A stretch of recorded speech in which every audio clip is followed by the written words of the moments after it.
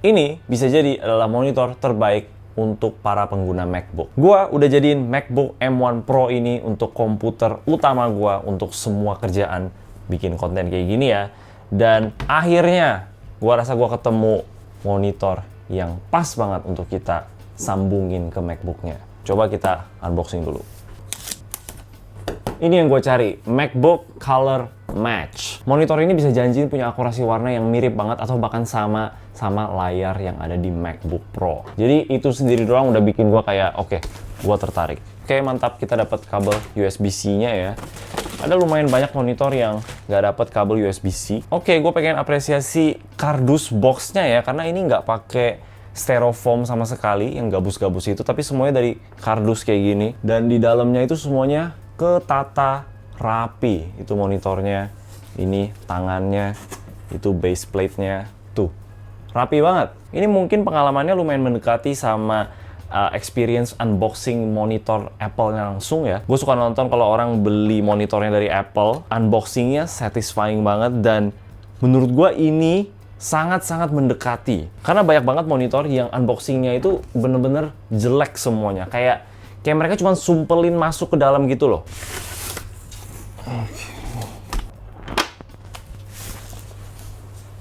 Wow. Coba kita lihat dulu adjustment-nya ya. Ini bisa naik turun, udah jelas. Lumayan halus. Bisa tilt. Bisa di-rotate juga jadi vertikal kalau kalian mau. Dan bisa swivel. Walaupun sebenarnya swivelnya nggak terlalu jauh sih. Gue suka di base plate-nya ini kita dapat kayak semacam leather gitu, mungkin untuk taruh kita punya HP ya. Kelihatannya sih ini nggak mungkin bisa kayak wireless charging gitu. Ya harusnya sih nggak bisa ya, karena nggak ada konektor power apa-apa di bawah tadi. Jadi ini cuman estetik doang, tapi gue sangat suka. Untuk ports-nya di sini simple banget ternyata ya, ada 2 HDMI, ada 2 USB-C, yang satu itu bisa power delivery sampai 90 watt, dan itu yang mestinya kita colok ke kita punya laptop. Dan satu lagi ada USB-C biasa yang bisa sampai 15 watt. Dan ada juga USB 3.2 Type A untuk mungkin kita colok keyboard ataupun mouse. Coba kita nyalain untuk pertama kalinya. Oh, wow. Iya, warnanya god damn, bener-bener sama persis. Gue sih ngerasa sama persis ya.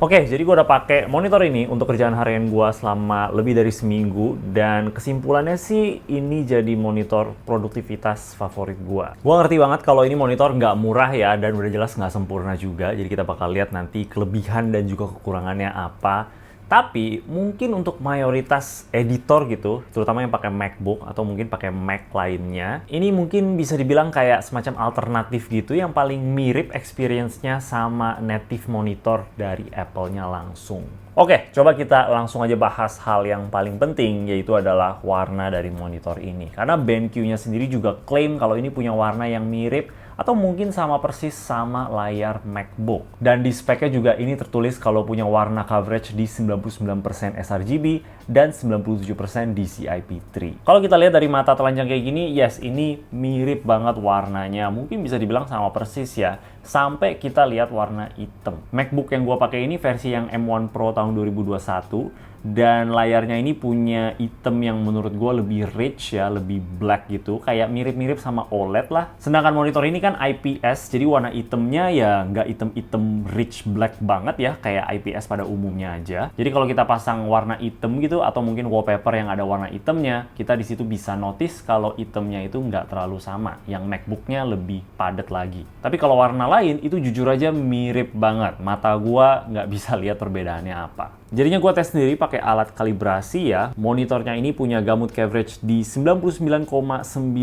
sRGB, 86,6% Adobe RGB, dan 92,3% DCI-P3 dengan delta E-nya itu di average 0,65. Jadi udah bagus banget. Dan maksimum brightness-nya itu di sekitar 500 nits. Jadi memang klaimnya BenQ itu ya hampir bener lah di 99% sRGB, tapi DCI-P3-nya di sini gue cuma dapetin di 92,3. Gue lakuin tes yang sama sekarang di layar MacBook-nya sendiri, dan hasil yang gue dapetin adalah 99,9% sRGB, 85,7% Adobe RGB, dan 92,7 DCI-P3 dengan delta E-nya ini di average 0,42. dan maksimum brightness-nya di sekitar 400 nits. Delta E-nya ini lebih bagus sedikit di layar MacBook, tapi overall kalau Delta E itu udah di bawah 1, artinya itu udah bagus banget dan mata manusia bener-bener nggak bisa bedain apa bedanya. Jadi keduanya setelah dites ini bisa dibilang bagus banget performanya, dan mungkin bisa dibilang juga kalau hasilnya sangat-sangat mirip. Nih coba lagi diliatin di depan mata, warnanya itu mirip banget dengan perbedaan sedikit di brightness-nya karena monitornya ini memang lebih terang. Dan yang bikin monitor ini tuh interaksinya lebih seamless sama barang-barang MacBook gitu ya, yaitu adalah aplikasi Display Pilot 2 yang sebenarnya memang kita harus download kalau kita mau pakai monitor ini. Karena disitulah kita bisa atur-atur monitornya, kayak biasa kita atur-atur monitor lewat joystick di bawah kan ya.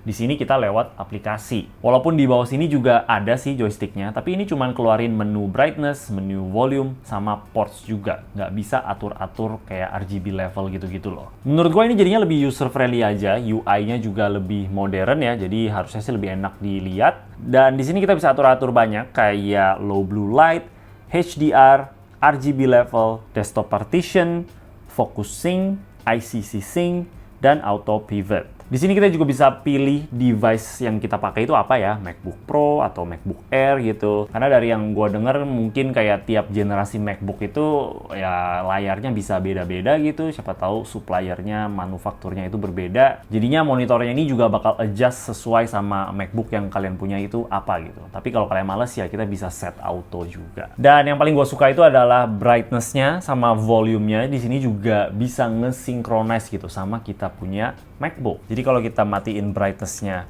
di MacBook kita, monitor kita brightness-nya juga ikutan. Nah, inilah yang bikin interaksinya itu kerasa seamless. Kerasa kayak seakan-akan kita pakai monitor native dari Apple-nya sendiri. Dan menurut gue sih ini selling point utamanya dari monitor BenQ ini. Atur-atur brightness di monitor nggak pernah seenak ini. Oke, lanjut untuk koneksinya. Di sini juga enak banget ya. Gue cuma pakai kabel satu USB-C doang dan semuanya itu bisa tercukupi. Udah sekaligus cas laptopnya di 90 watt, jadi mantep banget. Jadi coba gue breakdown aja setup kabel-kabel gue itu seperti apa untuk bikin setup gue itu jadinya lebih nyaman. Nah, ini gue pengen kasih lihat, ini cuma satu kabel ini aja yang sekarang colok ke gue punya MacBook ya.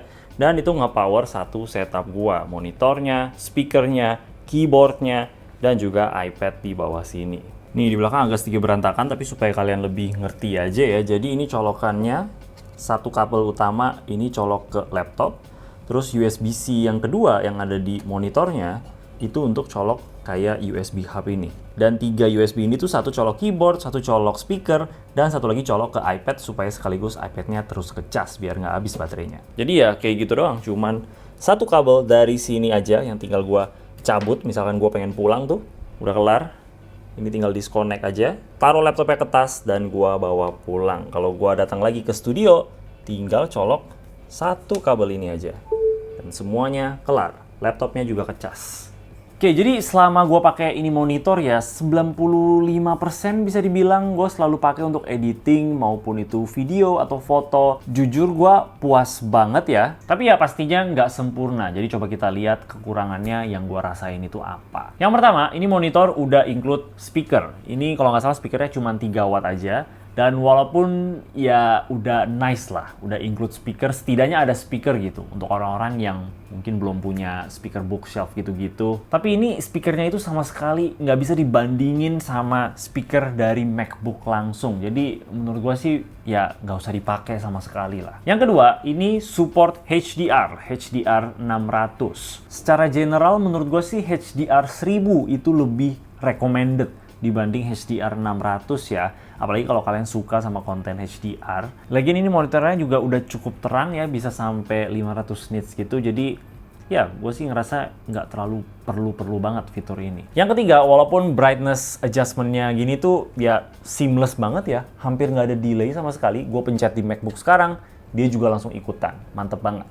Tapi, gua coba juga colok ke USB hub gitu yang ada HDMI-nya. Karena biasa gue memang coloknya kayak gitu, dan setup gue memang seperti itu. Adjustment brightness-nya ini jadi delay banget. Mungkin bisa kayak 2 detik setelah gua pencet brightness, baru dia ikutan juga. Jadi, ya take note aja kalau misalkan setup kalian pakai USB hub gitu juga, colok HDMI, mungkin itu bakal kurang efisien lah. Lebih baik colok langsung ke laptopnya. Yang keempat, dan mungkin ini hal yang paling deal breaker untuk semua orang adalah layarnya ini masih 60 Hz. Gua tahu, masa harga 10 juta masih aja 60 Hz. Gua ngerti banget dan gue juga sebenarnya sangat-sangat berharap ini setidaknya 100 Hz gitulah. Atau ya sekalian 120 Hz aja. Karena untuk MacBook, terutama yang versi Pro ini juga dia punya kayak motion apa gitu, Pro Motion gitulah, yang artinya ini lebih dari 60 Hz.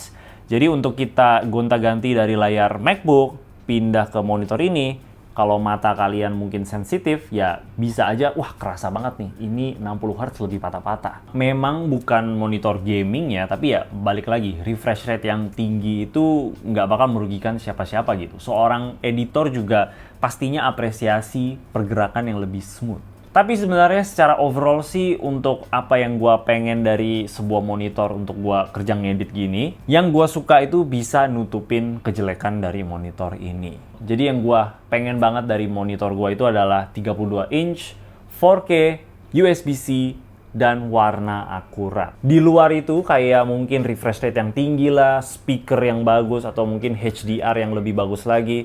Itu cuman bonus aja buat gue, nggak penting-penting banget. Ini beneran jadi monitor yang menurut gua paling deket sama native monitor dari Apple, yang harganya itu berkali-kali lipat dari yang satu ini. Apple Studio Display 27 inch 5K itu harganya di 30 juta, dan yang Pro Display XDR itu di 80 sampai 90 juta. Jadi untuk dapetin yang ini yang harganya cuman 10 juta, menurut gua itu mantep banget. Makanya sejauh ini gua puas sama monitornya, tapi memang kalau 120 Hz saja bakal lebih sempurna lagi. Jadinya gua bakal terus lanjut pakai monitor ini untuk keperluan gua ngedit. Ini juga ada yang versi 27 inch ya, dan itu tetap 4K juga. Jadi harusnya sih itu punya pixel per inch yang lebih padat lagi. Kalau kalian suka sama yang lebih tajam gitu, bisa juga cek yang versi 27 inch. Tapi buat gua sih yang 32 ini lebih enak aja untuk ngedit ya, kayak lebih luas gitu. Makanya gue lebih suka yang ini. Kalau kalian tertarik, gue bakal kasih linknya di bawah. Jangan lupa juga kalian bisa join jadi channel member, bisa dapat badge yang menarik. Nama kalian bakal ada di akhir video, dan juga prioritas komen, terutama di live yang gue sering adain. Jangan lupa juga kalau kalian belum punya deskmat untuk di meja, boleh banget cek Deskmat Setup Tour. Itu salah satu cara untuk support gue sebagai kreator. Oke, itu aja dari gue. Kalau kalian suka sama video ini, boleh kasih like dan juga subscribe. Thank you. Bye-bye.